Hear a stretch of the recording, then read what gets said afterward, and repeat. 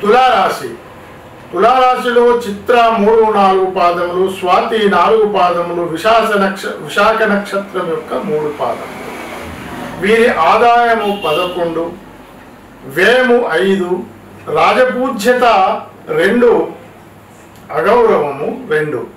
ఈ రాశి వారికి గురువు ఎలా ఉన్నాడు అంటే మొదటి నుండి సంవత్సరం స్టార్ట్ అయిన నుంచి 13 మే 25 వరకు, తర్వాత 19-10-25 నుండి 4 డిసెంబరు 25 వరకు వృషభ కర్కాటక రాశుల్లో 8వ 10వ స్థానంలో సంచారము, అశుభ ఫలితాలు ఇచ్చే గోచారము ఇక్కడ కనిపిస్తుంది. తర్వాత చూసుకున్నట్టయితే 14 మే నుండి 18 అక్టోబర్ 25 వరకు, మరలా 5 డిసెంబర్ నుండి సంవత్సరాంతం వరకు మీన రాశిలో 9వ స్థానంలో చాలా శుభ ఫలితాలు, ధనలాభము, కులాచారం శ్రద్ధ, గృహలాభము, భోజన స్త్రీ సౌఖ్యము కలుగు.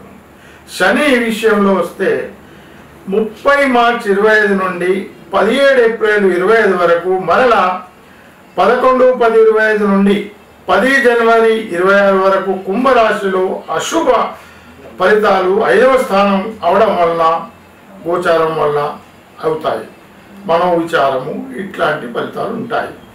18 ఏప్రిల్ నుండి 25 సంవత్సరంలో 10-10-25 వరకు, 11 జనవరి 26 నుండి వత్సరాంతం వరకు మీనరాశిలో 6వ స్థానంలో శుభుడవుతాడు. శుభుడవుతే ధనధాన్యాలు వృద్ధి అవుతాయి, నూతన గృహ నిర్మాణము జరిగే సూచనలు, సంతోషము, స్త్రీ సౌఖ్యాలు ఇట్లాంటి ఫలితాలు ఉన్నాయి. రాహు విషయంలో 8 నుండి 16 మే 25 వరకు మీనరాశిలో 6వ స్థానంలో శుభుడు. సూక్ష్మ బుద్ధి అందు శత్రునాశనము, సర్వ విషయాలందు శుభ ఫలితాలు, భూ లాభాలు కలుగును. తేదీ 17 మే నుండి సంవత్సరాంతం వరకు కుంభరాశిలో 5వ స్థానంలో అశుభుడవటం వలన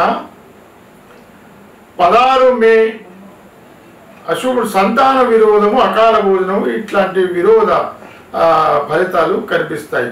ఇక కేతు విషయం చూసుకున్నట్టయితే 8 నుండి 16 మే 25 వరకు 12వ స్థానంలో అశుభుడవటం వలన ధన నష్టము, స్థానచలనము, మళ్ళీ 17 మే 25 నుండి వత్సరాంతం వరకు 11వ స్థానంలో చాలా శుభ ఫలితాలు గోచరిస్తున్నాయి. పశులాభము, భోజన సౌఖ్యము, నూతన వస్తు ప్రాప్తి గోచారము కలుగుతుంది.